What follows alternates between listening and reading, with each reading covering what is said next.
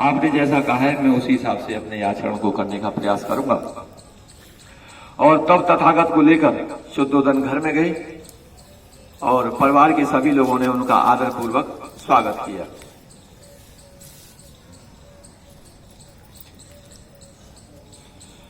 लेकिन राहुल माता यशोधरा वहां नहीं आई। परिवार के सभी लोग एकजुट हो गए उनको देखने के लिए आतुर थे, तो सभी लोग इकट्ठे हो गए। सभी ने उनको बारी बारी दर्शन किया, लेकिन वहां पर उनकी पत्नी यशोधरा नहीं पहुंची। सुदर्शन ने उससे बुलवाया, किंतु उसने उत्तर भिजवाया, मैं किसी योग्य, मैं किसी लायक समझी जाऊंगी तो सिद्धार्थ मुझसे मिलने यहीं आएंगे। उसने अंदर से अपने भवन में से संदेश भिजवा दिया अपने ससुर शुद्धोदन को कि भाई मुझे कोई किसी लायक समझेगा तो मुझसे मिलने के लिए यहीं आएगा, मैं किसी से मिलने नहीं आया। क्योंकि थोड़ा सा गुस्सा तो होता ही है। तो और 7 वर्ष बाद तथागत बुद्ध अपने घर लौट के आए हैं। अपने सभी पूर्व संबंधियों और मित्रों से भेंट हो चुकने पर तथागत ने पूछा, यशोधरा कहां है? उनकी आंखें भी उनको तलाश रही थी कि मेरे सगे संबंधी सभी लोग दिखाई दे रहे हैं, लेकिन यशोधरा नहीं दिखाई दे रही है। यह ज्ञात होने पर कि उसने आने से इनकार कर दिया है, तथागत तुरंत उठे और सीधे उसके भवन में पहुंच गए।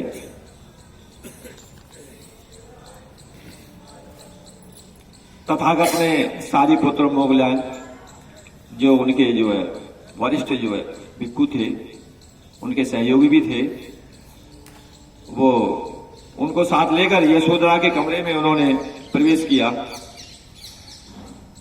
उन्होंने उन दोनों से कहा, पहले ही समझा दिया प्रवेश करने से पहले उन दोनों को, कहते वो मैं तो मुक्त हूं, सांसारिक मोह माया से सभी से मुक्त हूं। लेकिन यशोधरा भी मुक्त नहीं है, वो अभी भी उसी मानसिकता में, उसी भी मन की भावना में जी रही है। और इतने लंबे समय तक मुझे नहीं देख पाने के कारण वो बहुत दुखी हुई। उनका ये मिलाप जो है पूरे 7 वर्ष के बाद में होने वाला है। 29 वर्ष की अवस्था में तथागत ने गृह त्याग किया था और ये 7 वर्ष के बाद में अब दोनों का आमना सामना होगा। तो वो उन्हें मोगलान और सारिपुत्र को समझाते हैं कि जब तक उसका दुख आंसुओं के मार्ग से बह नहीं जाएगा उसका जीव भारी रहेगा। यदि वो तथागत का स्पर्श भी कर ले तो उसे रोकना नहीं। तो उनके जो दोनों सारिपुत्र और मोगलान थे उनको उन्होंने पहले समझा दिया कि देखिए वो महिला है, पूर्व मेरी धर्मपत्नी है और काफी दुख लंबे समय से उसके अंदर जो है भरा हुआ है।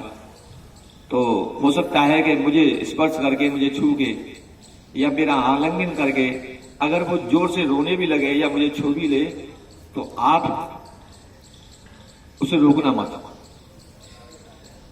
उसका दुख को बह जाने देना आंसुओं के माध्यम से। क्योंकि आपने भी देखा होगा कि हमारे आम जीवन में जब हमारे साथ कोई गंभीर घटना घट जाती है या किसी से हम वियोग करते हैं या कोई हमारा निजी संबंधी हमें छोड़ के जाता है तो अपने अंदर, हमारे अंदर से हिलोर उठती है।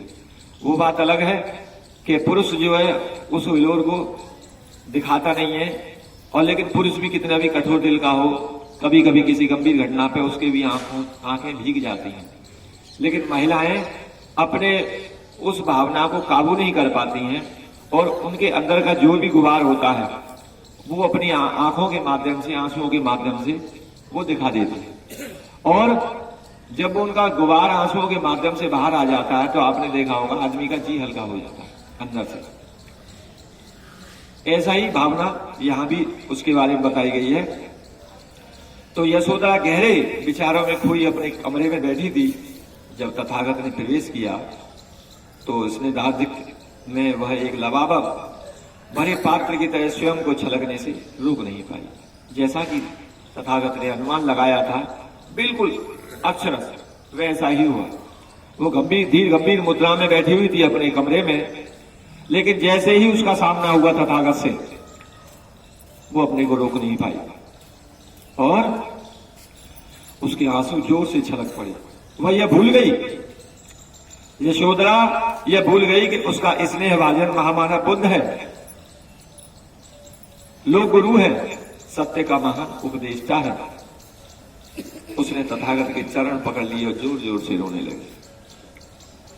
यशोधरा इस बात का उसे आभास ही नहीं रहा इस सारी क्रिया में कि अब सिद्धार्थ गौतम नहीं है, अब वो सम्यक संबोधि तथागत हो चुके हैं।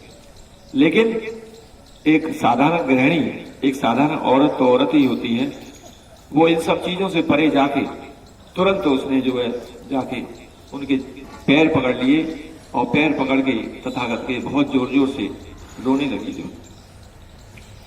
लेकिन जब उसे इसका ध्यान आया कि शुद्धोदन भी वहां उपस्थित थे तो उसे लज्जा आ गई। इस सारी क्रिया में उनके सगे संबंधी भी पीछे से आ गए थे, तो जो उनके ससुर थे वो भी वहां खड़े हुए थे। तो स्त्री जनित लज्जा का होना तो स्वाभाविक ही है कि सामने ससुर खड़ा हो, तो वो थोड़ा सा उसे लज्जा आ गई। वह उठी और आदर भाव सहित कुछ दूर जाकर बैठ गई। शुद्धोदन ने यशोधरा की ओर क्षमा याचना करते हुए कहा, इसका यह व्यवहार उसके गहन स्नेह में से उत्पन्न हुआ है और यह मात्र एक क्षणिक भावना नहीं है। इन 7 वर्षों में अपने पति से बिछड़ जाने के बाद जब इसने सुना कि सिद्धार्थ ने अपना सिर मुड़वा लिया है तो इसने भी वैसा ही कर लिया। देखिए, एक जो है हमारे महापुरुषों की एक लंबी आचार व्यवहार की, शील व्यवहार की, नैतिकता की एक लंबी हमारी रगों में जिन हमारे महापुरुषों का, हमारे वंशजों का जो खून बह रहा है, वो एक महान संस्कृति के वाहक रहे हैं। उसी संस्कृति के वाहक हमारे महापुरुषों की एक लंबी रही है। आपने सुना है, देखा है कि महामानव बाबा साहब डॉक्टर अंबेडकर की धर्मपत्नी थी रमाबाई, उन्होंने भी ठीक ऐसे ही समर्पण भाव से बाबा साहब का साथ दिया था और कहीं भी कोई उनकी क्लांति, कोई बैर भाव उनके पूरे जीवन काल में नहीं रहा। वही स्थिति यहाँ पे वर्णन की जा रही है कि शुद्धोदन बता रहे हैं कि इन 7 वर्षों में अपने पति से बिछुड़ जाने के बाद जब इसने सुना कि सिद्धार्थ ने अपना सिर मुड़वा लिया है तो इसने भी वैसा ही किया। जब इसने सुना कि सिद्धार्थ ने गहनों और सुगंधित द्रव्यों का त्याग कर दिया है तो इसने भी उनका प्रयोग निषेध कर दिया, त्याग दिया। और जब इसने सुना कि उसके पति मिट्टी के पात्र में एक निश्चित समय पर ही खाना खाते हैं तो वह भी एक बार ही आहार ग्रहण करने लगी। कितनी बड़ी त्याग की मूर्ति, जिसने इतने लंबे समय तक अपने पति को नहीं देखा, केवल सुनी सुनाई बातों के आधार पर किन्हीं लोगों ने उन्हें बताया कि तुम्हारा पति तो गृह त्याग करने के बाद में ऐसा ऐसा आचरण करने लगा है। उसने अपने काले लहराते हुए केशों का जो है त्याग कर दिया है, भिक्षा पात्र में चारिका करके एक समय भोजन करता है। तो यशोधरा ने भी सारे के सारे आचरण वही करने शुरू कर दिए और ये महान त्याग का महान मिसाल है, ये उदाहरण है। हमारे महापुरुषों, हमारे गुरुओं, हमारे शास्त्राओं ने अपने जीवन में जो बदलाव किया है, समाज को जो दिया है, उसके पीछे उनका खुद का संघर्ष ही नहीं है, उनके परिवारजनों का त्याग और तपस्या भी उनके पीछे सम्मिलित है। तब कुछ सब कुछ हमें ये हासिल हुआ है। यदि वो मात्र क्षणिक भावुकता नहीं है, उससे ऊपर है, तो यह सब उसके साहस का ही परिचायक है। अगर वो ऐसा कर पाई है तो एक दृढ़ विचारों की मजबूत महिला का ये परिचायक है, ये पहचान है। एक साधारण गृहिणी, एक साधारण औरत इस तरीके का व्यवहार कर नहीं सकती।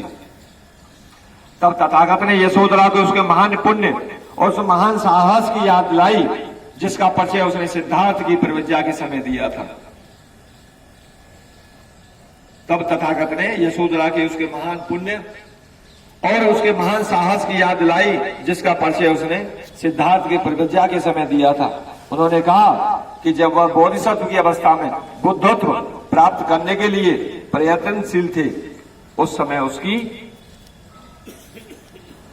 पवित्रता, उसकी भद्रता और उसकी भक्ति ही उसका सबसे अमूल्य संबल सिद्ध हुई थी। यदि उसी का कर्म था और वह महान पुण्य का परिणाम था। वो कह रहे हैं कि जैसा तुमने साहस उस समय दिखाया था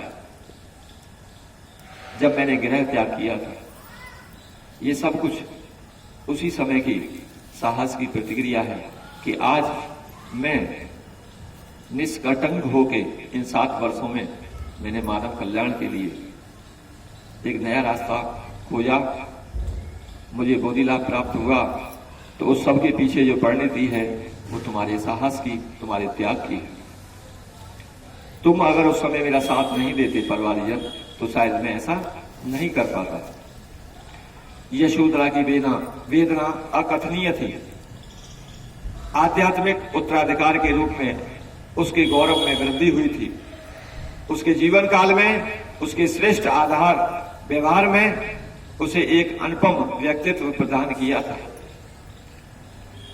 यशोधरा के अंदर भावनाएं तो बहुत भरी हुई थी, बहुत लंबी वेदनाएं थी उसके दिल में, लेकिन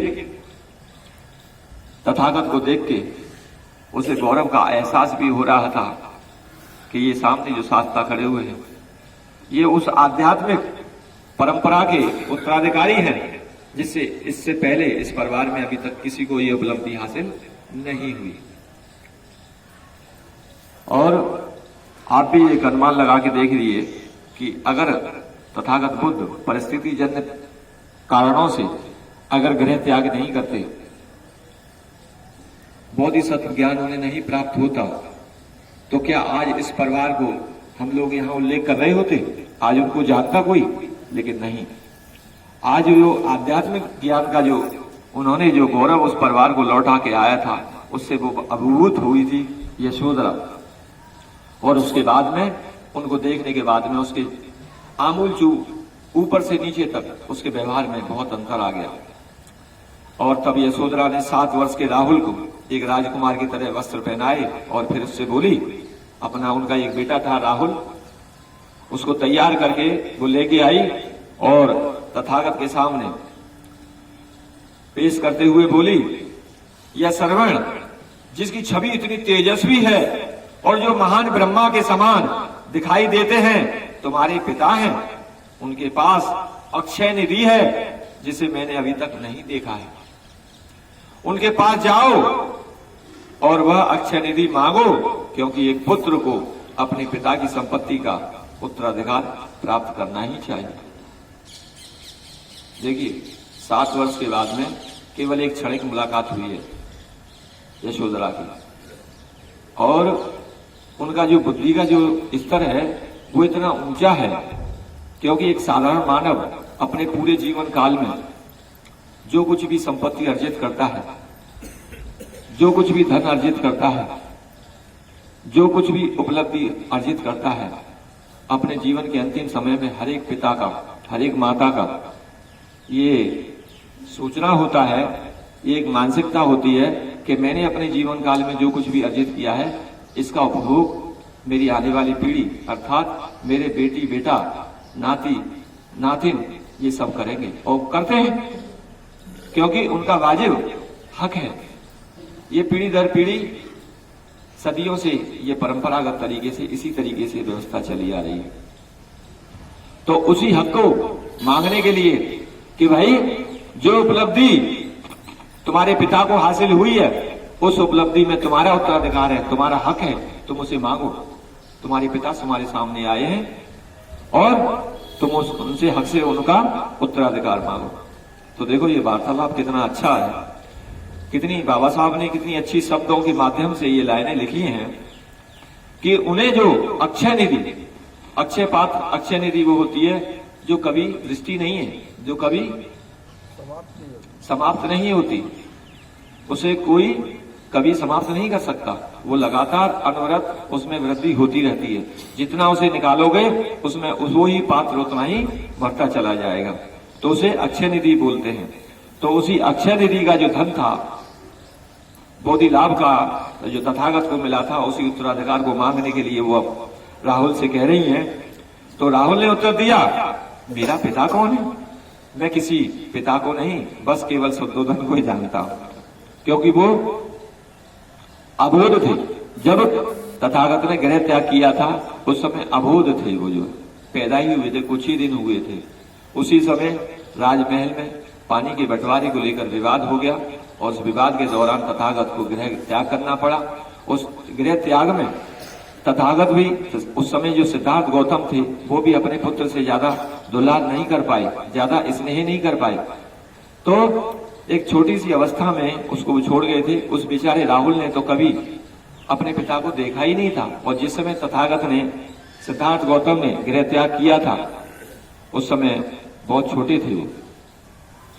तो उन्होंने केवल अपने दादा को अर्थात शुद्धोधन को ही देखा था, और शुद्धोधन ही उनकी सबसे निजी नजदीकी संबंधी थे राहुल।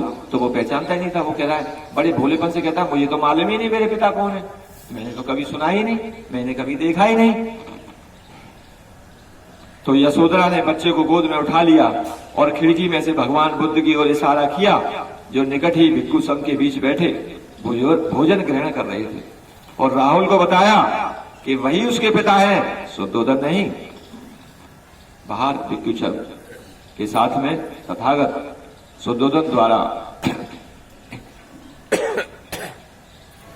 बनाए गए भोजन का पूरा भिक्षु संघ भोजन लाभ कर रहा था।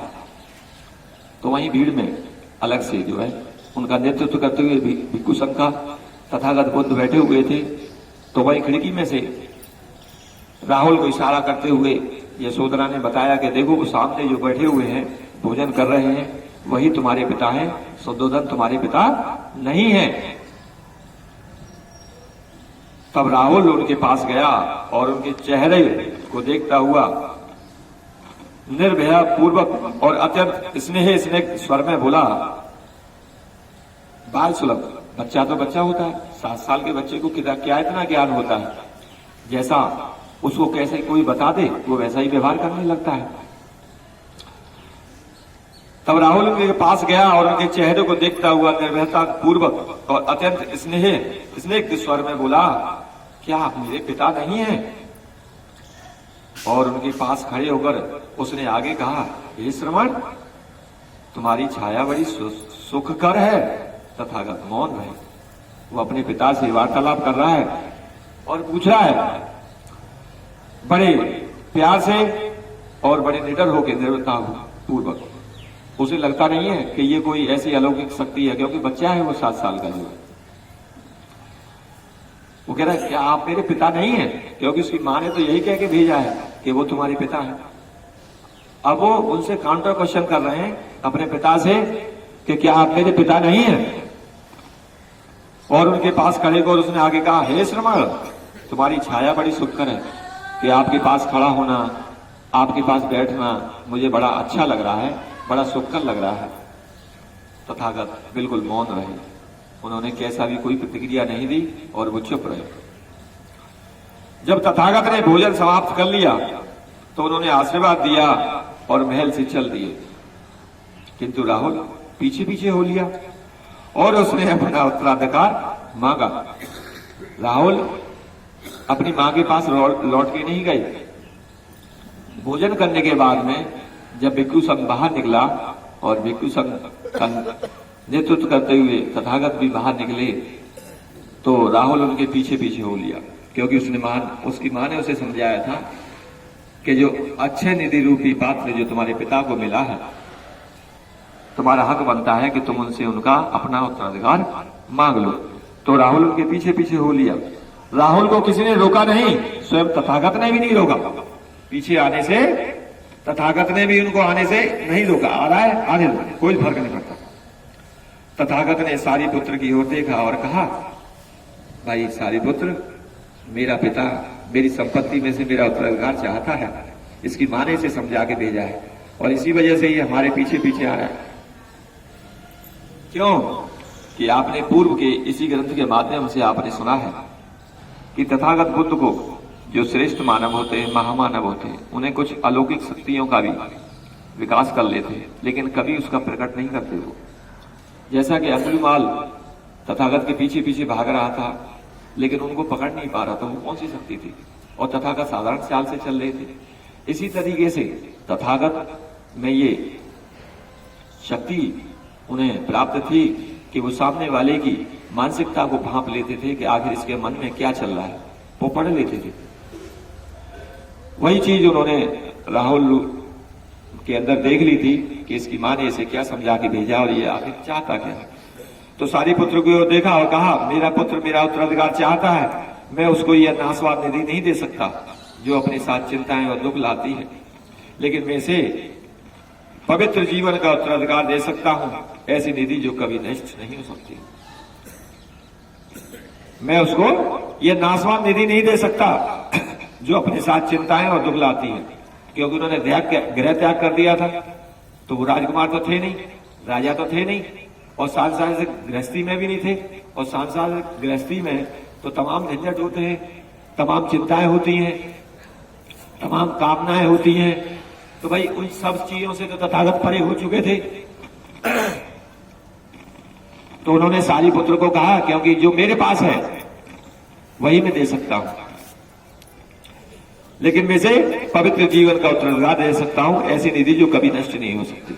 ये बोधि लाभ का जो ज्ञान मुझे प्राप्त हुआ है, वही निधि हमें इसे देनी है, और ये निधि कभी समाप्त नहीं होगी, और ये कभी जीवन में इसे कष्ट भी नहीं देगी। तब राहुल को गंभीरता के साथ संबोधित करते हुए तथागत बोले, सोना चांदी और हीरे जवाहरात तो मेरे पास नहीं है भाई, किंतु यदि तुम आध्यात्मिक निधि प्राप्त करने का इच्छुक है और उसे उठा सकने और संभाल कर रखने में समर्थ है, तो वह मेरे पास बहुत है। मेरी आध्यात्मिक निधि मेरा सदाचरण का मार्ग है, क्या तू उसके संग में प्रविष्ट होना चाहता है? जो अपना जीवन मन को संयत करने में लगाते हैं और श्रेष्ठतम आनंद प्राप्त करने का प्रयास करते हैं, और जो मिल भी सकता है। तथागत अपने पुत्र से कहते हैं कि भाई जो आध्यात्मिक ज्ञान की निधि है, क्या तू उसे प्राप्त करने का इच्छुक है? क्योंकि हम प्रवचकों के पास में भाई सोना चांदी हीरे जवाहरात तो है नहीं, और हम इन सब चीजों से परे जाके हम यहां आ गए हैं। तो लिहाजा हम सदाचरण के मार्ग पर चल रहे हैं, और संग में क्या तुम प्रविष्ट होना चाहते हो? क्यों कि तुम्हारा पूरा जीवन अपने मन को सदाचरण को संयत करने में लगा रहेगा, और तुम्हें जीवन का श्रेष्ठतम जो आनंद होता है, श्रेष्ठतम आनंद कौन सा है? जिसके जीवन में कोई चिंता नहीं होती है, कोई क्लांति नहीं होती, कोई भय नहीं होता, किसी का कोई डर नहीं होता, किसी चीज को पाने की कोई लालसा नहीं होती, वही सुखकर जीवन होता है। तो राहुल ने दृढ़तापूर्वक उत्तर दिया, हाँ मैं चाहता हूं। उसने सहज स्वीकृति देते हुए कहा कि